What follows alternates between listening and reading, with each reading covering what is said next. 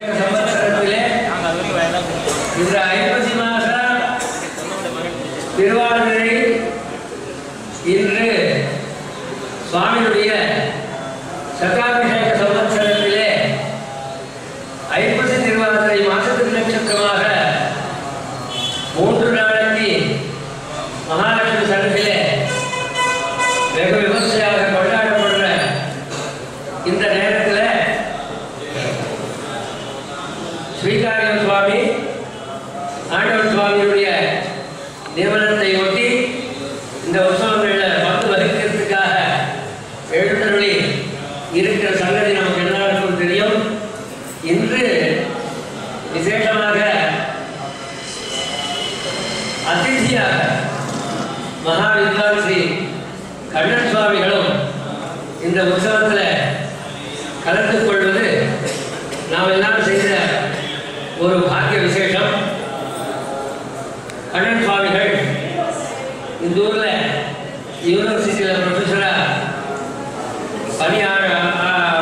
வேலை பண்ணிட்டு இருக்கார். ஏற்கனவே இவர் ஆண்டவர் எழுதுகிற போது காபிர ஆசிரமத்தில் வந்து கண்ட சமர்ப்பித்து இவர் ஆண்டவருடைய அனுகிரகத்தை பெற்ற மகாவித்வான்.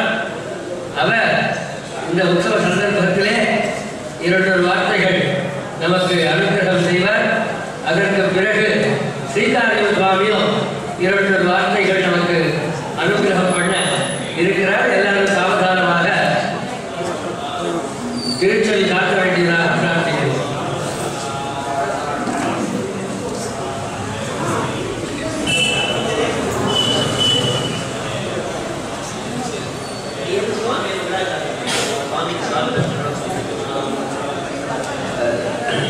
ஆழ்வார் அருணகிரி சுவாமி ஹைதராபாத் ஆசிரம சார்பில் சுவாமிக்கு சுவாகத்தம் சொன்னாங்க.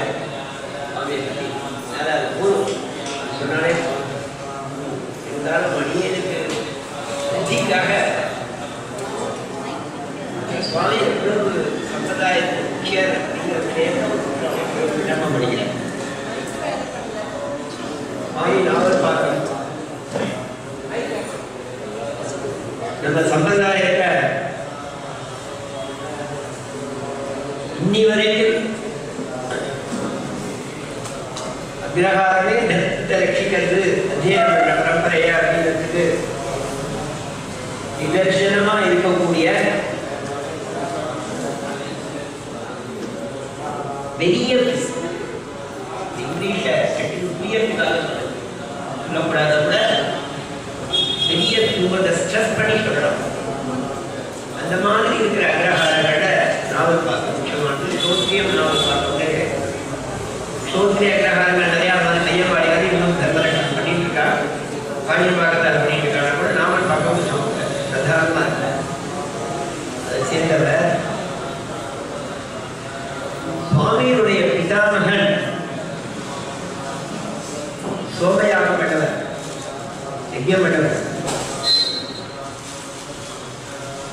கிராமத்திலேயே எழுந்த அந்திம திசையில சுவாமியுடைய திருத்தவப்பிரான் ஸ்ரீரங்கத்தில் உத்தியோகமாக இருக்கிறதாலையும் அது கஷேத்திரங்கள பிரதானமாக இருக்கிறதாலையும் குமாரோட அங்கே வந்து ஸ்ரீரங்கத்தை எழுந்த சுவாமி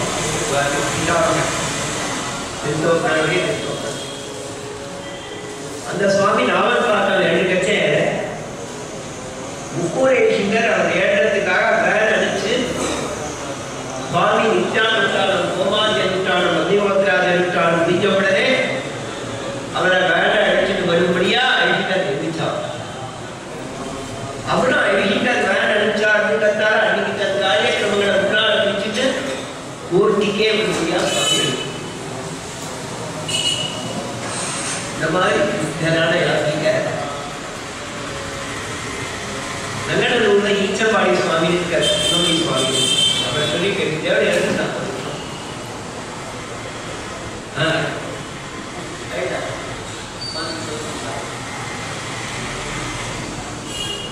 ஸ்வாகதம் பண்ணது முதல்ல திருமாடி இடத்துக்கு ஒரு சுந்தர சுவாமி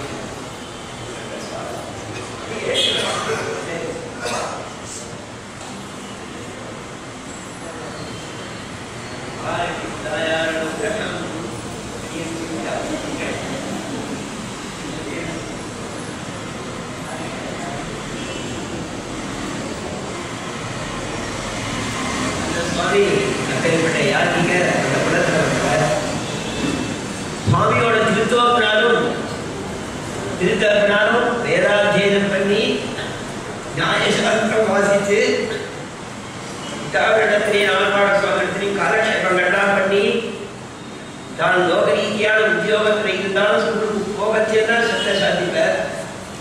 உள்ள விட்டு வந்தாலே கொஞ்சம் காலம் கேள்வி திருவையாட சட்டம் கொடுத்து நிர்பந்தம் பண்ணிட்டா காலேஜில் ப்ரொஃபஸராக இருக்கவே வேற வழிகள் கையில் சுற்றி எடுத்துட்டு போகலாம். அந்த காலேஜ் காம்பவுண்டுக்குள்ள வச்சே போட்டுட்டு திருப்பி வாசலை வச்சு கட்டி எடுத்துட்டு கொடுத்துடலாம். அந்த மாதிரியே சுவாமியோட குடும்பம்னாலே இருக்கார். மாதா சந்திரானந்த சுவாமிக்கு அந்த சதவகைத்திலே முடியாத வாசிப்பதெல்லாம் இந்த சுவாமி அந்த சுவாமிக்கு சுற்றசந்திருக்கிறார். இந்த சுவாமி அத்தியனம் பண்ணவர், முழுக்க சாஸ்திரங்கள் வாசித்தவர். 4 சாஸ்திரங்களையும் அடிப்படையான விஷயங்கள் அத்தனையும் தெரியும். நியாயத்தையும் உக்கிரதனம் சேவித்தவர், பரம ரசிகர். இந்த 2 நிமிஷத்துக்குள்ள அவர் 1000 ஸ்லோகம் மனசுல வந்துருவோம் வால்மீகின்னு சொல்லலாம். அந்த மாதிரி நிறைய தமிழ சாமர்த்தியம். வால்மீகி நியமேன பேதான படிக்கிறோம். லக்ஷ்மி சகஸ்ரத்துக்கு அத்தியுதமான வியாக்கியானம் சாய்ச்சார். ஆதியிலேருந்து நினைக்கிறேன் வீராவர சகவாச்சார சுவாமி எழுதியிருந்த நடுவில் மேல தொடர முடியாத மேல சுவாமி கிடைச்சா ஒரு 400 ஸ்லோகங்களுக்கு மேல சுவாமி சாய்ச்சார். அத்தியுதமான வியாக்கியானம் சாய்ச்சார். அதுக்கப்புறம் இந்த விடாம ஹரியானாவுடைய சிஷ்யர் ரெண்டப்பாளையம் ராமபத்ராச்சாரிய சாய்ச்சதான ஆன்மீக சேகம் வந்த இவர் சுவாமி சாய்கிறார். சுவாமியுடைய தாத்தாவும் பால்கீரை எழுதினார், சுவாமியும் பால்கீரையும் சேதாரம் பண்றார். ஆண்டவருடைய ரொம்ப பிரீதிக்கு பாத்திரமானவர், ஆண்டவரிடத்துல ரொம்ப பிரதிபத்தி உள்ளவர். எல்லாத்த விட முக்கியம் உஸ்பேனியா யூனிவர்சிட்டியில கிட்டத்தட்ட 40 வருஷமா ப்ரொஃபஸரா இருக்கிறவர் நினைக்கிறேன். அதிகமாகவே சென்ட்ரல் யூனிவர்சிட்டியில மேத்தமேட்டிக்ஸ் டிபார்ட்மெண்ட்ல ஹெச்ஓடியா இருக்கிறவர். இது மேலே வந்திருப்பார். அது தெரியாதால நான் சொல்லலை. வைஸ் சான்சலர் இருக்கிறார். என்ன எல்லாத்தோட முக்கியம் சுவாமிக்கு வசந்ததான ஒரு லோக ரீதியான அவார்டு கிடைச்சது. பிரான்ஸ் கவர்மெண்டோட அவார்டு. சில பேர் சுவாமியை பற்றியோட விபவம் நிறைய பேருக்கு தெரிஞ்சிருக்கும். யாரோ 2 பேர் குழந்தைகளுக்கு தெரியாதுன்றதால நான் சொல்றேன். அந்த அவார்டு வாங்கிக்கிறது கூட போக மாட்டேன்னு சொல்லிட்டு எனக்கு அவார்டே வேண்டான்ற சுவாமி அவார்டா இவர் அவசியம் கௌரவிக்கணும்னு இங்க லோக்கல் கரண்ட் ஸ்டேட்ல ஃபங்க்ஷன் வச்சு அவருக்கு அந்த அவார்டை கொடுத்தான். அப்படின்னா சுவாமி நம்ம சம்பிரதாய தர்மத்தை ரக்கிக்கிறதுல எவ்வளவு உற்சாகம் உள்ளவர் தெரிஞ்சுக்கணும். அது மட்டும் இல்லாமல் தன் விடாப்பிடியாக விख्याத கீர்த்தியாக இருந்தால் அவனை தேடி அவார்டு சுவாமி இங்க கொண்டு அவார்டு கொடுத்தார். அந்த அளவு நைதிக லௌகிக உபய சாமர்த்தியம் உள்ளவர் சுவாமி. ஆசிரமத்துக்கு இதனால்தான் சுவாமியை கூப்பிட்டோன்னாக்க இந்த ஊர்ல இருக்கிற அந்த வைதிகாலையும் கூப்பிட்டதான பாக்கியம் போதும். என்ன பேரை விட்டுக்கிறான் முடியாது. ஆசனா ஊர்ல இருக்கிற அத்தனை பேரும் திருவள்ளிட்டு இருக்கிறவா, குண்டதாரனா படிக்கக்கூடியவா, படிக்கிறவா, 3 மதஸ்தானையும் கூப்பிட்டு அதுல லௌகிகமா இருந்தாலும் தெய்வீக சம்பிரதாயத்தை உற்சாகம் உள்ளவாடையும் கூப்பிட்டு அவளுக்கு உச்சிதமா சுபாவனை பண்ணணும்னு கமிட்டியாருக்கு ஆசைதான். பிராக்டிக்கலா அது முடியலங்கிறத ஓரளவு ஒத்துக்கலாம், தப்பு கிடையாது. முடியலன்னு சொன்னதுல தோழம் கிடையாது. அதுக்கு எத்தனையோ காரணங்கள் இருக்கிறார். அதுல ஒரு பிரமுகரா இருக்கக்கூடிய சம்பிரதாயத்துல நல்ல ஊக்கமுள்ளவர் இதுவரைக்கும் அதை காவலம் பண்ணிட்டு இருக்கிறவர், தான் அனுஷ்டிச்சு இருக்கிறவர். அப்பேற்பட்ட ஒரு ஆச்சாரம் விட்டோம்னா அத்தனைக்கும் பரிகாரம். அதனால சுவாமியை பிரார்த்திச்சு இடம் பண்ணதால வைதிகாலோ லௌகிகாலோ யாரா நம்ம கூப்பிடலையோ அத்தனை பேரையும் கூப்பிட்டது மாதிரி ஆசிரமத்துக்கு இருக்கு. அதனாலதான் சொன்னேன் சுவாமி கிட்ட ரொம்ப சுலபம்னா அவருக்கு எத்தனையோ நிர்பந்தம் இருக்கும்.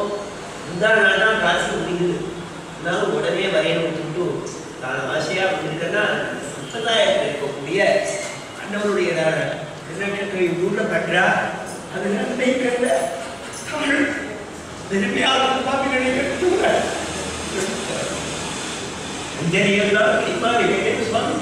சுவாமி சுவாமியோட பிரன்யாசம் சுவாமியுடைய பேசுறது சுரூபமானதால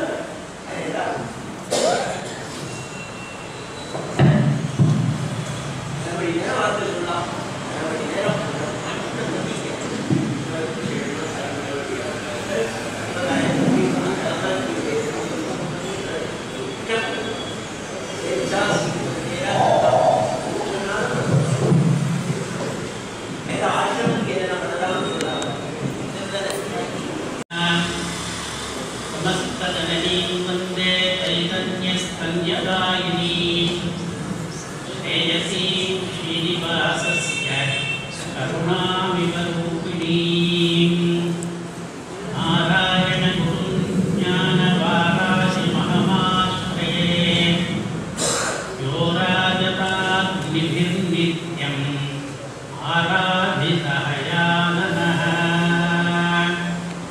அடியனுக்கு இன்னைக்கு ஒரு மகாபாகியம் கிடைச்சிருக்கு.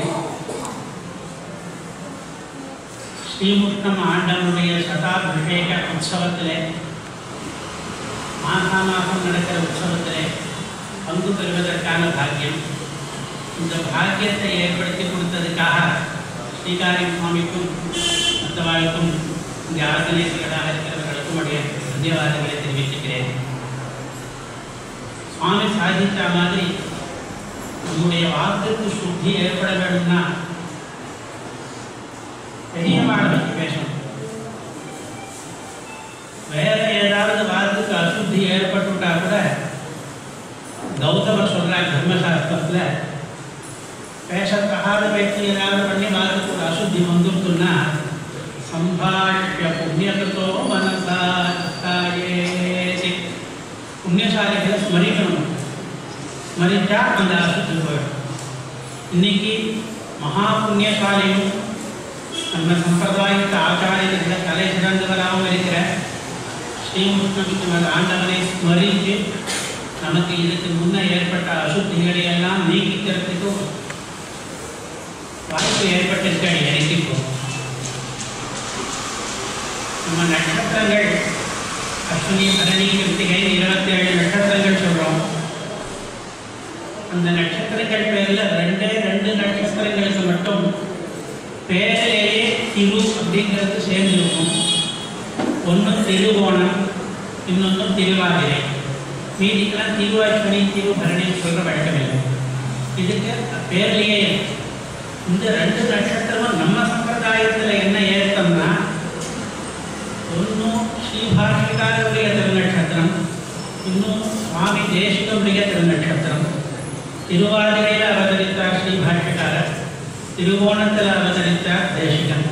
இன்னைக்கு திருவாதிரை ஆனபடினாலே ஒரு ஸ்ரீபாஷிகாரர் இங்கே உற்சவம் பண்ணிருக்கார். அப்படிப்பட்ட வசந்த நட்சத்திரமான திருவாதிரையிலே நம்ம சுவாமி ஆண்டவன் சுவாமிக்கு திருவவதாரம். ரொம்ப பிரசித்தமான வசந்த அபிஜாத குலம். ஸ்ரீமுஷ்ணம் நாராயணாச்சாரியர் பிரசித்த வித்வான். அவருடைய திருவம்சத்திலே அவதாரம். அடியேருக்கு பால்யத்திலிருந்தே ஆண்டவன் சுவாமியுடைய அனுகிரகம் உண்டு.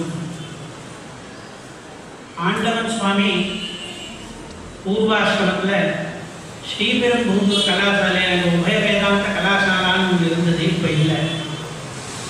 அந்த கலாசாலையில் நிறைய வித்வான்களோடு கூட அவரும் சாஸ்திரங்களும் தமிழ் வித்வான் முதலிய பரீட்சைகளும் அந்த கலாசாலை மூலமாக வாசித்து தேறினார்.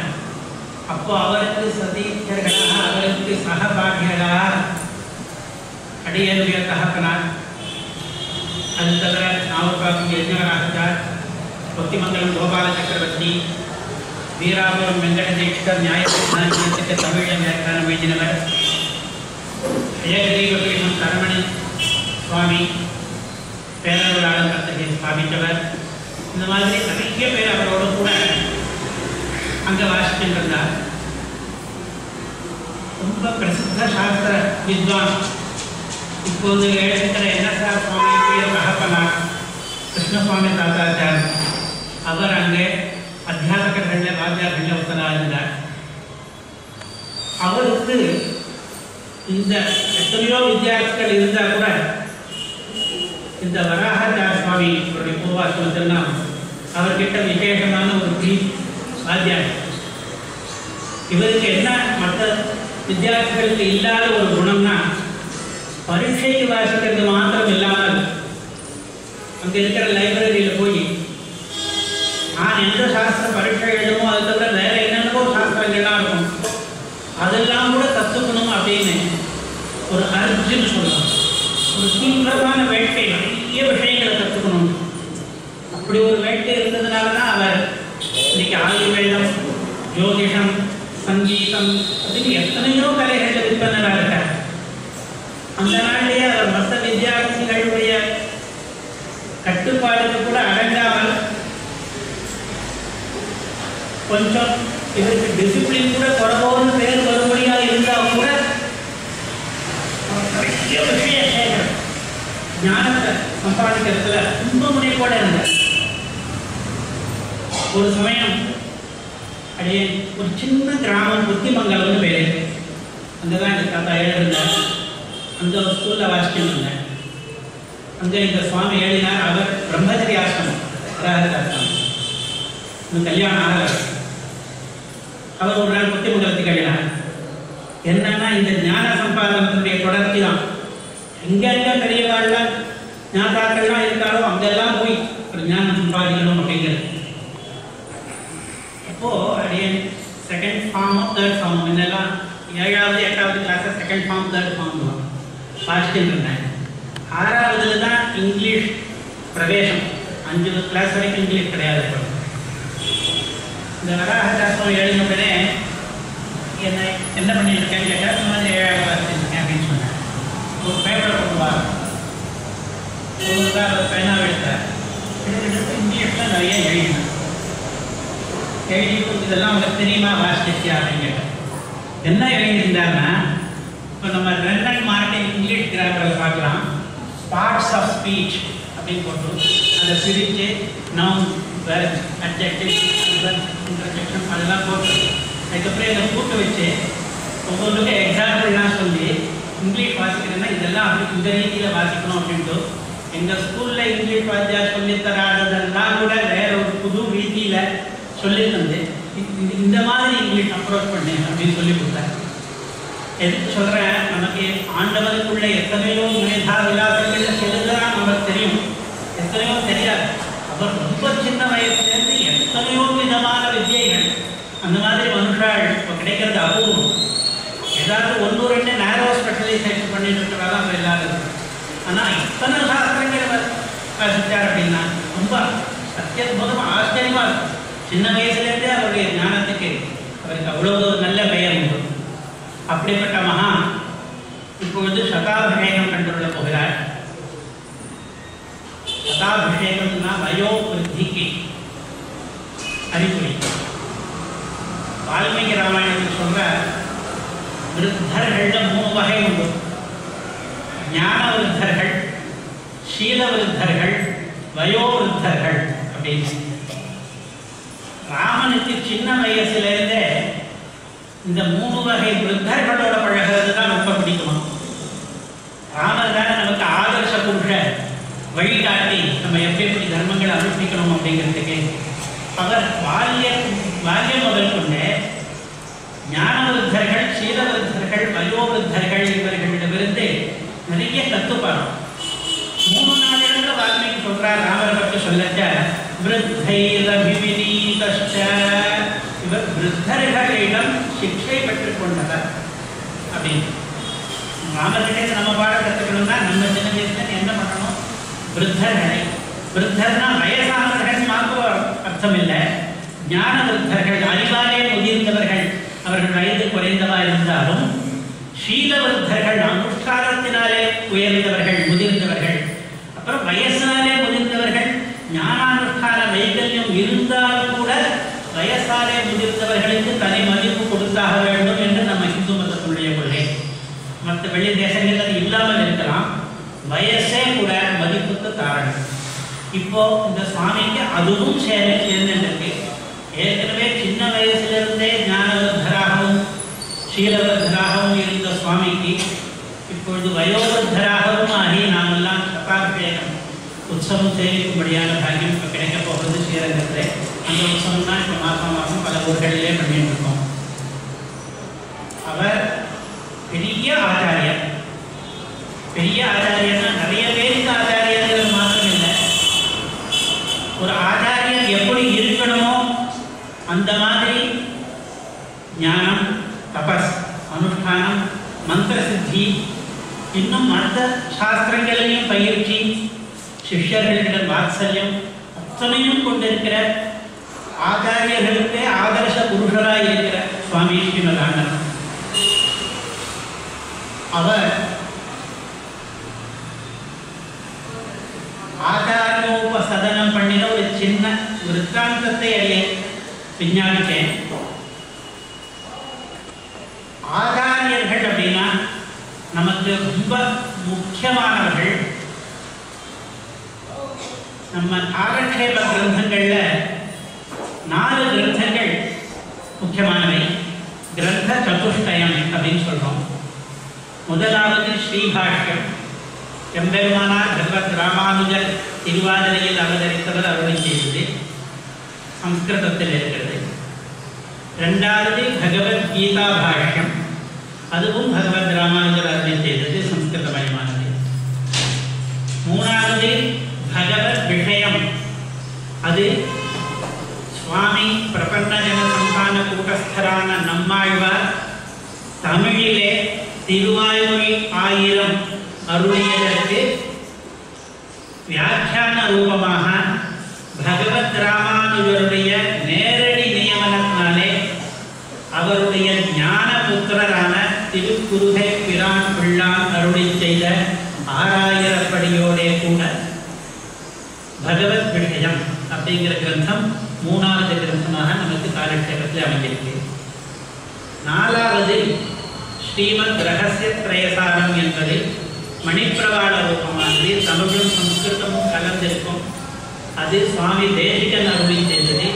அது நமக்கெல்லாம் 4வதான காலக்ஷேப கிரந்தம். இந்த 4ம் பிரதானமான காலக்ஷேப கிரந்தங்கள். பெரிய வித்வான்கள் எல்லாம் இது 4 தவிர இன்னும் எத்தனையோ கிரந்தங்களை காலக்ஷேபம் சொல்கிறார்கள். அடைய ஊர்லேயும் நிறைய காலக்ஷேப கிரந்தங்கள் என்னென்ன சேவிக்கிறான்னு பார்த்துருக்கேன். தத்துவமுத்தாகலாம், நிர்வாகி, அதிகரணம், தகவலை, நியாய சித்தாஞ்சனம், ஒவ்வொன்றும் காலக்ஷேப கிரந்தம் தான். அதில் இந்த 4 பிரதானம். இந்த 4ம் ஒரே மாதிரியான கிரந்தங்கள் கிடையாது. ஒன்று உபனிஷத் அர்த்த விசாரம் பண்ணும், இன்னொன்று பகவத் பக்தியிலே அப்படியே திளைத்து பக்தியினுடைய பரிவாகமாக வரும். இன்னொன்று மற்ற வைதிகர்களுக்கு இல்லாமல் நம்ம ஸ்ரீ வைஷ்ணவ சம்பிரதாயத்திலே மாத்திரம் இருக்கிற மந்திரார்த்தங்களை சொல்லுகிற ரகசிய கிரந்தமாக அமையும். இந்த மாதிரி ஒவ்வொரு கிரந்தமும் வெவ்வேறு மாதிரி இருக்கிறதுனால அபூர்வமாகத்தான் ஒரு கிரந்தத்தில் இருக்கிற விஷயம் இன்னொரு கிரந்தத்தில் வரும். சில சமயம் சில விஷயங்கள் எல்லா கிரந்தத்திலையுமே வரும். இது 4 கிரந்தத்தில் எந்த 3 படிக்காமல் இன்னொன்று சரிதார்த்தமாக ஆகாது. அந்த கிரந்தத்தில் வேற விஷயங்கள் இருக்கும். அப்படி இருந்தா கூட 4 கிரந்தத்திலையுமே ஏதாவது ஒரு விஷயம் சொல்லியிருந்தா அது ரொம்ப பிரதான விஷயமாக தான் இருக்கணும். அப்படி ஏதாவது 4 கிரந்த சதுஷ்டயங்கிற 4 காலக்ஷேப கிரந்தங்களிலையும் பொதுவாக வருகிற விஷயம் உண்டா அப்படின்னு பார்த்தா சில விஷயங்கள் உண்டு. ஒரு 30-40 விஷயங்கள் கூட உண்டு. அப்படி அதிலே பிரதானமானது நாம் ஆச்சாரியனிடம் நடந்து கொள்ள வேண்டிய முறையை பற்றி, ஆச்சாரியனுடைய முக்கியத்துவத்தை பற்றி ஸ்ரீபாஷ்யத்திலேயும் பிரஸ்தாபம் உண்டு, கீதா பாஷ்யத்திலேயும் உண்டு, ரகசிய திரயசாரத்திலேயும் உண்டு, பகவத் விஷயத்திலேயும் உண்டு. அது எப்படி 4 கிரந்தத்திலையும் ஆச்சாரியனை பற்றி என்ன சொல்றா அப்படிங்கிறது விஞ்ஞானிக்கு இன்னி உபன்யாசம் முடிச்சுருக்கிறேன். முதல்ல ஸ்ரீபாஷ்யத்தில் ஆரம்பமே பூர்வாச்சாரியர்களை பற்றின பிரஸ்தாபம் தான். பூர்வாச்சாரிய சுரக்ஷிதாம் பகுமதி வியாகாத பூரஸ்திதாம். அடுத்தது இது பத்யம். கத்தியம் ஆரம்பிக்கத்தையும் பூர்வாச்சாரியா சந்திக்ஷிபு தன்மதானுசாரேண சூத்ராட்சராணி வியாக்கியாஸ்யந்தே. பிரதிஞானம் முதல் வாக்கியமே பூர்வாச்சாரியர்கள் தான் அனுசரிக்கணும் அப்படின்னு. அதுக்கப்புறம் பின்னால் அக்னி வித்யை அப்படின்னு ஒன்று வருது, உபனிஷத்து சொல்றாங்க வித்யை. அதை பற்றி சொல்லட்ட அக்னிகள் தனக்கு பரிச்சரிகை பண்ணின ஒரு வித்யார்த்திக்கு அவருடைய ஆச்சாரியர் சொல்லிக் கொடுக்க விளம்பிச்ச வித்யை இவன் இத்தனை வருஷம் ஆச்சாரியனுக்கு சுசூஷ பண்ணினாலும் இந்த ஆச்சாரியன் சொல்லித்தரவில்லையே அப்படின்னு சொல்லிட்டு அந்த அக்னிகளே அவன்கிட்ட வாத்சல்யம் கொண்டு அவனுக்கு கொஞ்சம் பிரம்ம வித்யோபதேசம் கொஞ்சம் பண்றது, பண்ணிட்டு நிறுத்திட்டு என்ன சொல்றது அப்படின்னா, ஆச்சாரிய பக்தா நானே மொத்தம் சொல்லிடக்கூடாது. அக்னி தேவதை தான், இவனால பரிசரி பண்ண படிக்கிறவன் தான், இருந்தாலும் உபதேசம் பண்ணக்கூடியவன் தான், இருந்தாலும் ஆச்சாரியன்கிட்ட தான் நீ சொல்லிக்கணும் அப்படின்னு சொல்லி இந்த தேவத்தை உபதேசம் பண்றது. அந்த இடத்துல நம்ம ஸ்ரீ பாஷ்யக்காரன் எழுதுகிறார், ஆச்சாரியா विद्या साधिष्ठां प्रापति इति श्रुत्यर्थम् आलोच्य आचार्यस्तु ते गतिं भक्ता इत्यवोचत्. வித்யை தான் சித்தியை கொடுக்கும். அந்த வித்யை தான் வீரியமுள்ள வித்யாகும். வித்யைன்னு ஏதாவது தெரிஞ்சுட்டா போறாது. நம்ம வாக்கியத்திலிருந்து வருகிற ஞானம் இருக்கு, அது வித்யைன்னு சொல்றதில்லை. அது ரொம்ப சித்திப்பிரதமாகவும் வீரியவத்தரமாகவும் ஆகணும்னா அதை முறைப்படி கற்றுக்கணும். ஆச்சாரியா தெய்வ வித்யா விதிதா சாதேஷ்டாம் பிராபதி அப்படின்னு உபநிஷத்திலேயே சொல்லியிருக்கு. அதனால இவனுக்கு நம்மளே மொத்தத்தையும் சொல்லிக் கொடுத்தா அவ்வளவு பலன் தராது அந்த வித்யை. ஆச்சாரியனிடம் வந்து கற்றுக்கணும் அப்படின்னு சொல்லி அக்னி தேவனே அந்த குழந்தைக்கு இந்த விஷயத்தையும் உபதேசம் பண்ணுறாங்க. அப்புறம் ஊருக்கு போகிற ஆச்சாரியன் திரும்பி வருகிறார். இவனை பார்த்து என்னதோ முந்தியை பார்த்தாலே உனக்கு ஏதோ விபத்து உண்டா மாதிரி இருக்கே, முகத்தில் ஒரு பொலிவு வந்துருத்தே, பிரம்மவர்த்தத்தை நாம் உனக்கு சொல்லி தரத்துக்கு முன்னே என்ன ஆயிடுச்சு அப்படின்னு கேட்குறா. அப்புறம் அனுகிரகம் பண்ணி வித்யெல்லாம் உபதேசிக்கிறார் அப்படின்னு. இந்த விற்த்தாந்தம் உபனிஷத்தில் எதுக்காக இருந்தது அப்படின்னா, உபனிஷத்துடைய மதம் ஆச்சாரிய தேவோபவ அப்படிங்கிறது. ஆச்சாரியனை தேவதைக்கு சமமாக இன்னொரு உபனிஷத் சொல்றது. இந்த வேதத்தினுடைய அர்த்தங்கள்லாம் தெரியணும் அப்படின்னா உனக்கு முதல்ல ஆச்சாரிய பக்தி வேணும். வாக்கியங்கள் இருக்கு, ஒவ்வொரு பதத்துக்கும் என்ன அர்த்தம் டிக்ஷனரியிலேருந்து எனக்கு அர்த்தம் ஏற்கனவே புரிஞ்சிருக்கு, சாகித்ய ஞானம் இருக்கு அப்படின்னு சொல்லி வேத மந்திரங்களுக்கு அர்த்தம் பார்த்துட்டு போனா சரிப்படாது. அப்படிங்கிறதையும் ஸ்வேதாஸ்வதன உபனிஷத்தே சொல்கிறது. எஸ்ய தேவே பரா பக்தி யதா தேவே ததா குரவ். தெய்வத்தினிடம் எப்படி பக்தி இருக்கிறதோ அந்த அளவுக்கு பக்தியை உன்னுடைய குருவினிடத்தில் வைக்க வேண்டும். எவன் அப்படி குரு பக்தி கொண்டவனாய் இருக்கிறானோ அவனுக்கு தஸ்யை கதிதாஹ்யர்த்தாக பிரகாசந்தே. இந்த அர்த்தங்கள் சொல்லாமலே கூட பிரகாசிக்கும். அதுல பக்தி தான் முக்கியம். ஆச்சாரியன் வந்து ஒவ்வொரு பதத்துக்கும் அர்த்தம் சொல்லித்தரணுங்கிறது கூட முக்கியம் இல்லை. ஆச்சாரியனின் பக்தி உள்ளவனாக இருந்தால் இந்த அர்த்தங்கள் சுயமாகவே அப்படிப்பட்ட குரு பக்தனுக்கு பிரகாசிக்கும் அப்படின்னு வேதமே சொல்லிட்டு. அப்படின்னாலே நமக்கெல்லாம் ஆச்சாரிய பக்தி முக்கியம் அப்படிங்கிறத பாஷ்யக்காரர் ஸ்ரீபாஷ்யத்தை எழுதியிருக்கார். அதற்கு பிறகு கீதா பாஷ்யம். கீதா பாஷ்யத்தில் வந்தால் பகவத்கீதையிலேயே கண்ணன் சாதிக்கிறார். தத்வித்தி பிரணிபாதேன பரிப்ரஷ்னேன சேவையா உபதேஷ்யந்தி தே ஞானம் ஞானினஸ்தத்வதர்ஷினஹ. கிருஷ்ணனே உபதேசம் நிறைய பண்றாரு. பகவத்கீதையே அவருடைய உபதேசம் தானே. அப்படி இருக்க உனக்கு உபதேசம் முடிஞ்சு போயிட்டுவான்னு சொல்லலாம். இல்லையோ அர்ஜுனன் கிட்ட அப்படி சொல்லல. என்ன சொல்ற, நீ வந்து ஒரு ஆச்சாரியன் கிட்ட போ, அங்க போய் பிரதிபாதம் பண்ணு, நமஸ்காரம் பண்ணு, பரிப்பிரஷ்னம் பண்ணு, வினயத்தோடு கூட எனக்கு சொல்லிக் கொடுக்கணும், உபதேசம் பண்ணணும்னு ஒரு பிரஷ்னத்தை பண்ணு, சேவா பண்ணு, அதாவது சுஷ்ரூஷா பண்ணு, பணிவிடை பண்ண ஆச்சாரியனுக்கு. அப்படிலாம் நீ பண்ணினால் ஞானிகளாகவும் தத்துவதரிசிகளாகவும் இருக்கிற ஆச்சாரியர்கள் உனக்கு ஞானத்தை உபதேசம் பண்ணுவார்கள் அப்படின்னு தான் கிருஷ்ணர் சொல்றார். நானே சொல்லியாக்கு போயிட்டு வா அப்படின்னு சொல்லல. அவரேவும் ஆச்சாரியன் தான், கிருஷ்ணனும் கீதாச்சாரியன் தான். இருந்தாலும் தத்வித்தி பிரணிபாதேன பரிப்பிரஷ்னேன சேவையா உபதேக்ஷந்தி தே ஞானம் ஞானினஹ தத்துவதர்ஷினஹ அப்படிங்கிற உபதேசத்தை அவர் பண்றார். அடுத்தது ஸ்ரீமத் ரகசிய திரைசாரத்துக்கு வந்தோம்னா முழுக்க கிரந்தம் மொத்தம் ஆச்சாரிய லேகம் தான். தொடக்கத்தில் குரு பரம்பரா சார்ந்து ஒரு கிரந்தம். அதில் ஆரம்பமே பிடிச்சே ஆச்சாரியனை உபசரணம் பண்ணுவது என்ன அவசியம், ஏன் பண்ணியாக வேண்டும் அப்படிங்கிறது. பாபிஷ்டः க்ஷத்ரபந்துஷ்ச குண்டலீகஸ்ச புண்ணியகிருதி ஆச்சாரியவத்தயா முக்தௌ தஸ்மாத் ஆச்சாரியவான் பவேத். ரெண்டு கதை சொல்கிறார்.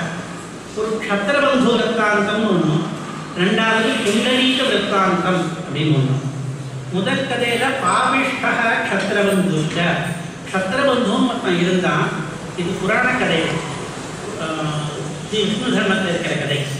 அவன் ரொம்பவும் பாபிஷ்டனாக இருந்தான்.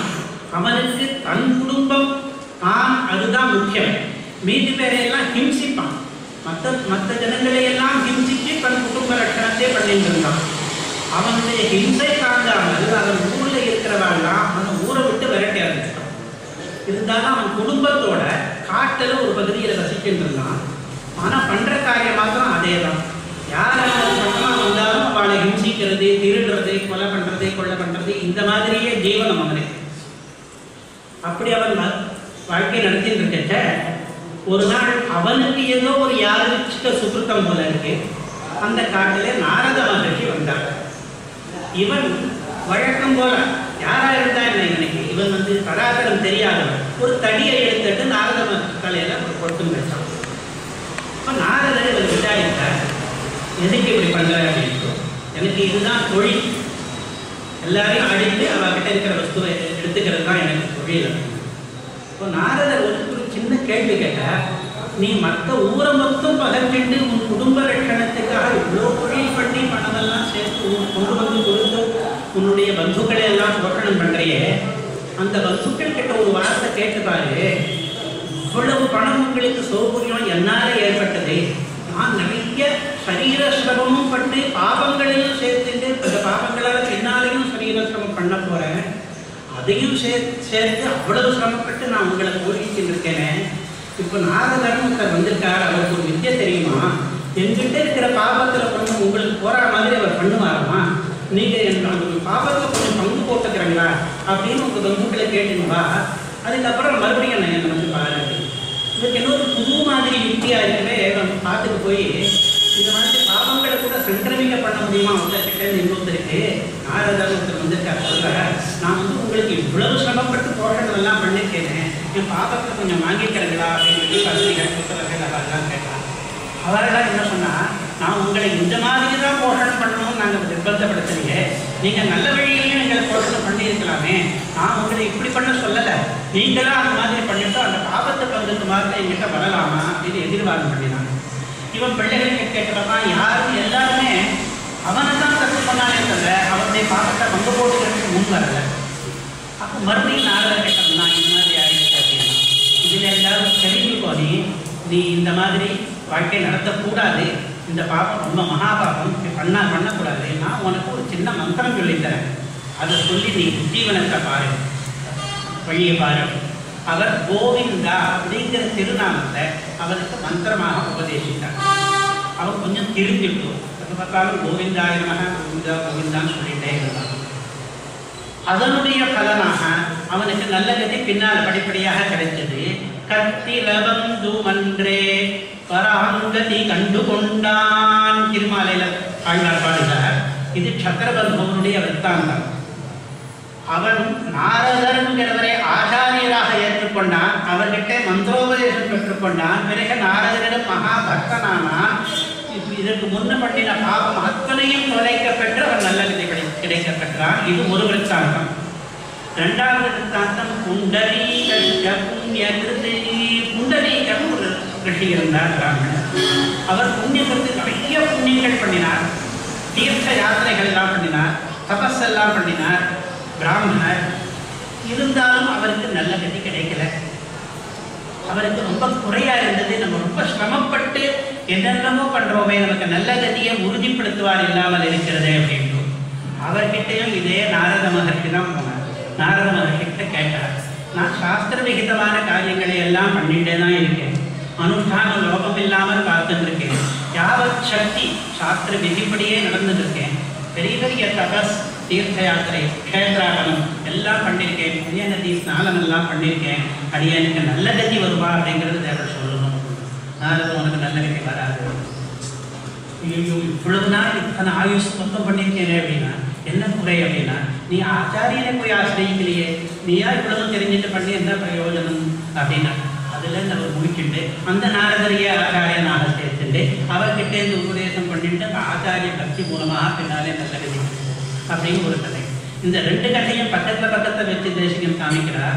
பாவிஷ்டத்ரபந்துஷ்ட புண்டரீகஷ்ட புண்ணியகிருதி ஆச்சாரியவர்த்தயா முக்தௌ. ரெண்டு கதையும் சேர்த்து வச்சா என்ன செய்கிறது? பாவம் புண்ணியம் பண்றது கூட முக்கியமில்லை. ரொம்ப பாவம் பண்ணினவன் கூட ஆச்சாரிய பக்தி மூலமாக கடை தேறி விடலாம். ரொம்ப புண்ணியம் பண்ணினவன் கூட ஆச்சாரிய பக்தி இல்லாவிட்டால் கடை தேர முடியாது. அதனாலே ஆச்சாரியவர்த்தயா முக்தௌ தஸ்மாத் நமதி நீதி ஆச்சாரியவான் பவேத். ஆச்சாரியன் உள்ளவனாக நீ ஆகும், அது உனக்கு முக்தி சாதனம் அப்படின்னு முதல் ஸ்லோகத்தை காமிக்கிறார். இந்த ஸ்லோகத்தை பின்னாலே ஒரு தடவை எடுக்கிறார். அது பிடிச்ச ஸ்லோகம். சொல்லிட்டு ஆச்சாரியன்னா யாரு? சாட்சாத் ஸ்ரீமன் நாராயணனே தான் ஆச்சாரியனாக வந்து அவதரிக்கிறார். எல்லா ஆச்சாரியரை பற்றியும் பாஷ்யக்காரர் தேசிகர் மாத்திரமில்லை, யார் யார் லோகத்திலே ஆச்சாரியன் என்று இருக்கிறார்களோ அவர்களெல்லாம் பெருமாளுடைய அவதாரங்கள் தான்.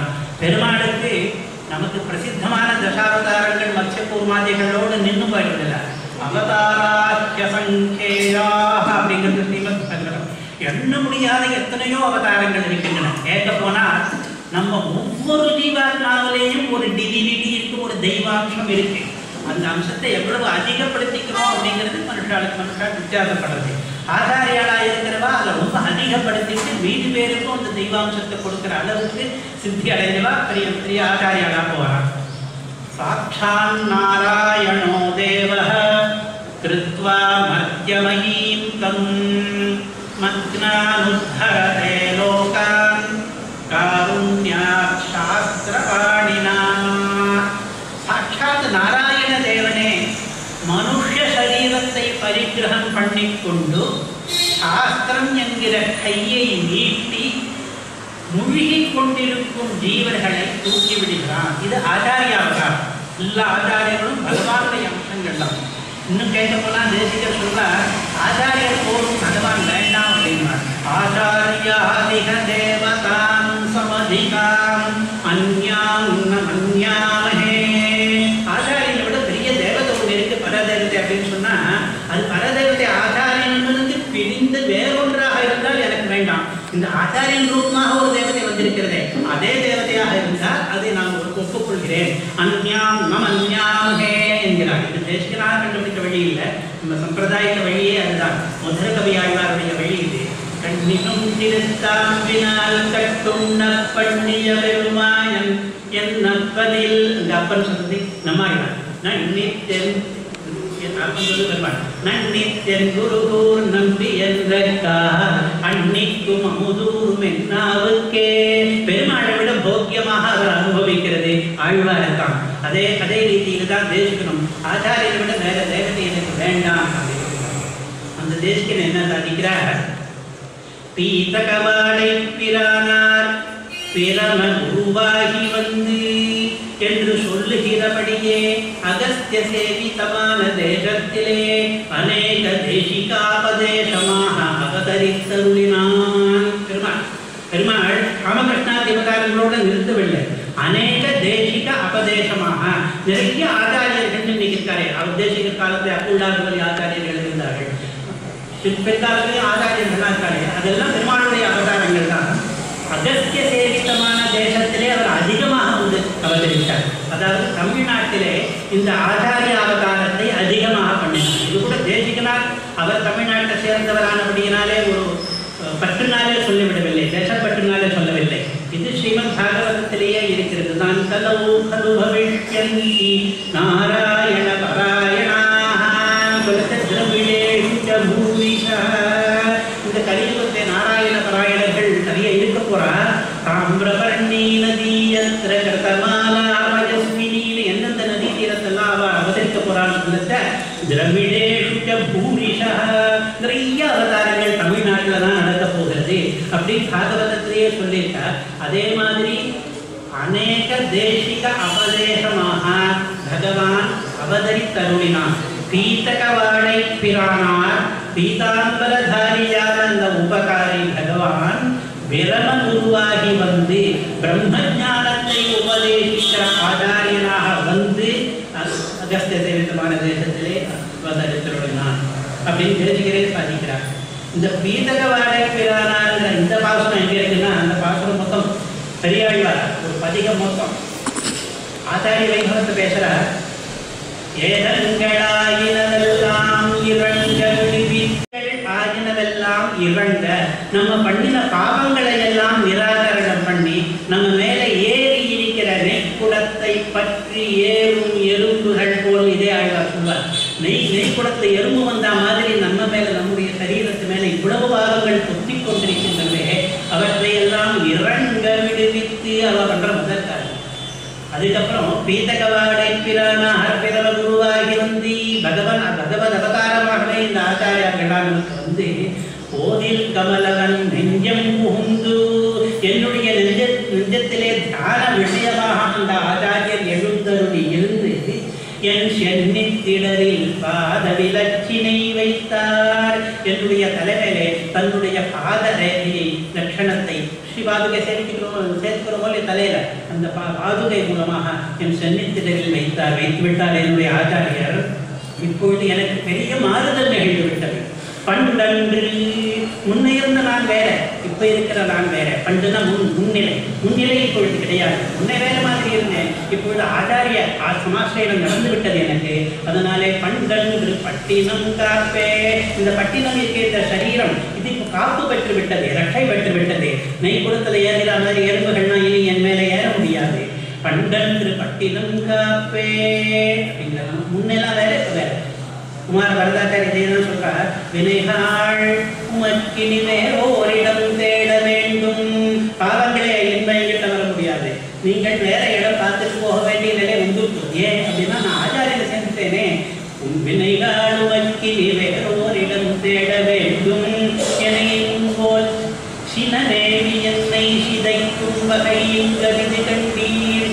எளிதில் இராமானுஷம் முறை சேரும் புல் புனிதரன் குந்தி புகுந்து திகழ்ந்து பொருந்தினரே.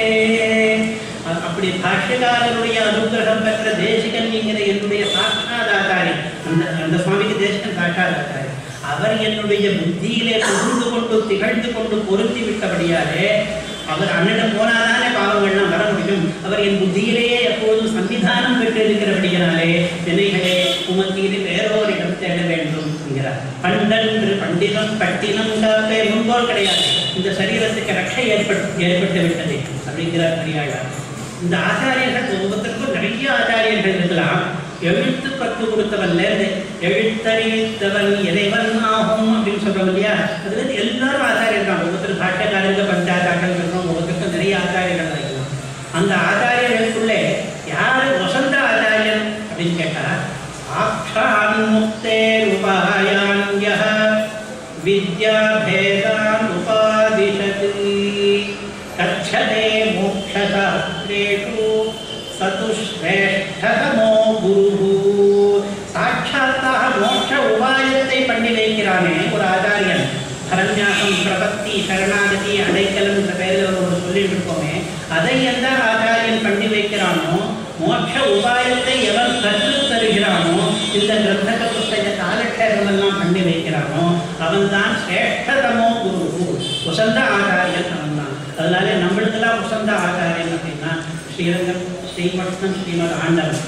அவர் அந்த வசந்த ஆச்சாரியனை உபசதனம் பண்ணி அந்த ஆச்சாரிய பக்தி மாத்திரம் இருந்தால் கூட போகும், கிடைத்தே விடலாம் அப்படின்னு ரகசியத்திரேசாரத்துடைய சாரம். 3 கிரந்தம் ஆயிடுச்சு. இன்னும் 4வது ஒரே ஒரு கிரந்தம், அது ரொம்ப சுருக்கமாக சொல்லி கொடுத்தாங்க. பகவத் விஷயம், அது திருவாய்மொழி நம்மாழ்வாருடைய 1000 பாசுரங்களுக்கு பிள்ளான் அப்படிதான் வியாக்கியானம். அதிலே ஆச்சாரிய பக்தி என்ன சொல்றார் அப்படின்னா, வைகல்னு ஒரு திருவாய்மொழி ஆரம்பிக்கிறது.